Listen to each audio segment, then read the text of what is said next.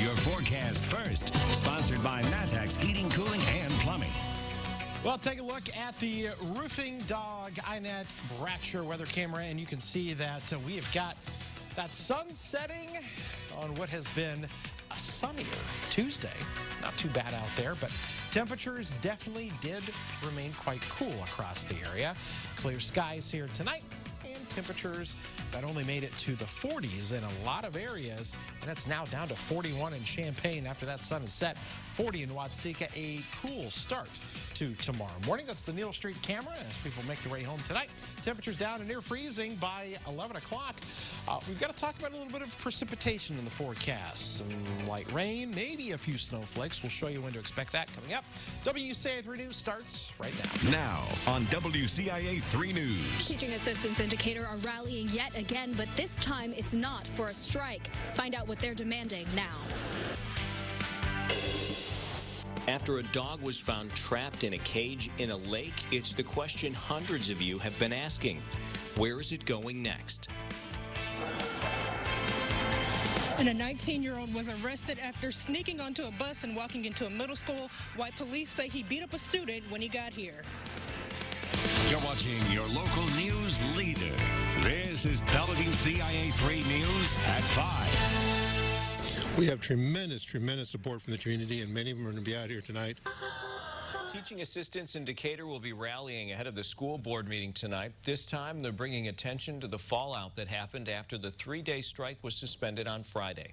Good evening, I'm Paul Cicchini. Jennifer's on assignment. Health insurance was cut off for some union members even after the district told them it wouldn't happen if they went back to work.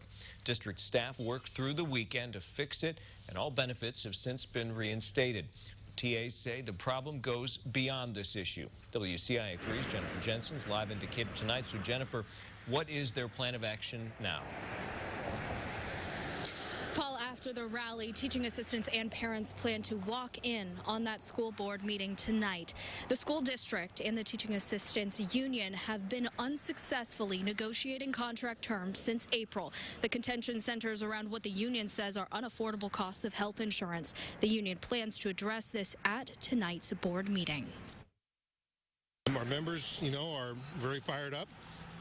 They're still looking at this huge increase of health care, 247% for family care, 64% for everyone else. So tonight we're trying to send a message to the board, let's bargain in good faith. Let's get this thing done. Yesterday, the Decatur Teaching Assistants Union also filed 2 more unfair labor practice charges against Decatur Public Schools yesterday, revolving around the cancellation of insurance coverage and failure of the school board to, quote, to bargain in good faith, end quote. We'll have the full details of what unfolds tonight at 10 o'clock on WCIA. Live in Decatur, I'm Jennifer Jensen, WCIA 3, your local news leader. All right, Jennifer, we'll look forward to that report at 10 o'clock. Thanks. We have new details tonight from Springfield. We now know why a teenager told police he sneaked onto a school bus, walked into Franklin Middle School, and beat up a 12-year-old in the cafeteria. 19-year-old Dontrell Banks was arrested. He's charged with aggravated battery and criminal trespassing. WCIA 3's Gabrielle Franklin joins us live from Springfield tonight. Gabrielle, what do police say motivated him to do this? Paul, police say Banks came here to look for someone who he says hurt his sister, but he ended up getting himself in trouble while alarming teachers and parents all around this area. As bad as this event was, it really makes people think, well, how much worse could it have been? Teachers and parents are asking the Springfield School District to increase security after police say 19-year-old Dontrell Banks took a first student school bus to Franklin Middle School. Police say Banks rode the bus with his 13-year-old sister. He was wearing a Franklin Middle School sweatshirt. He got off the bus and walked into the school's cafeteria.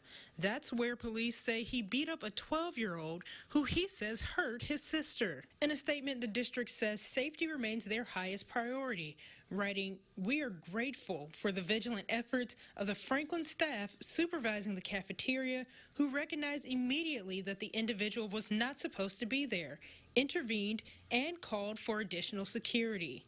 Banks was arrested and charged with aggravated battery and criminal trespassing.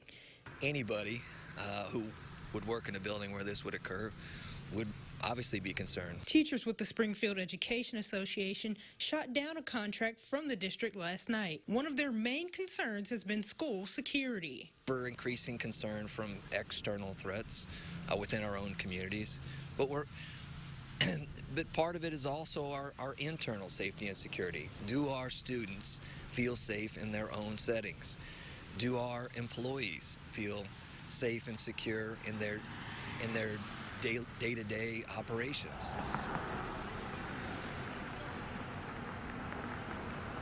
The Education Association says that the district's response this time around was improved compared to other incidents in the past, but they say that this incident places a spotlight on those safety concerns that they've been advocating for so hard.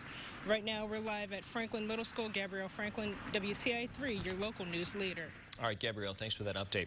Now, the bus driver who allowed that teenager on the bus is being looked into. First Student says it is reviewing the incident with the district. The driver has been removed from service during this process. New at 5, Farmer City Police got involved after a high school student threatened another student. The district says the student referred to a hit list. It included the names of other students in the school. Staff and parents have been informed about students on that so-called hit list. We have new information after a needle was found in a student's candy bar. Muhammad police say it did not come from trick-or-treating. Happened at Lincoln Trail Elementary School. We also know the needle was found before any of the students were hurt. Police say other parents do not have to worry. As of last evening, we were satisfied that the incident had been resolved and that there was no danger to the students at large at Lincoln Trail. Police were not able to say where the needle came from. The school district says it is following up with those students involved. We have an update on the dog found trapped in a cage at Kaufman Lake in Champaign. We've received dozens of emails and messages from people interested in adopting her. Tonight, we have more information on that process. U of I Vet Med named the dog Poppy. She's at animal control. Poppy's resting and not allowed to have much company today. The director says she will remain at animal control for at least 5 days. She may go directly to the man who found her or a shelter like the Humane Society where she can be adopted. If no one claims the dog and they have no reason to hold it for any legal purposes, then animal control makes a decision about what agency they're going to offer the dog to for adoption. Animal control says the dog could possibly be held longer than the 5 days at the facility, depending on what happens during the investigation, or if the dog is not stable enough to leave. New at 5, arraignment for a man accused of sexually assaulting a teenager had to be postponed today. A Spanish interpreter wasn't available for Roberto Velasquez. He'll be arraigned tomorrow. Velasquez is charged with criminal sexual assault against a 17-year-old. Officials say the assault happened in March. He was arrested near Rantoul yesterday. Well, there's one city in central Illinois that may be the place to go for health care, where a study says doctors should head. Plus, Illini basketball has high hopes for the season, what they're going to have to bring to the State Farm Center for their season opener to make it happen.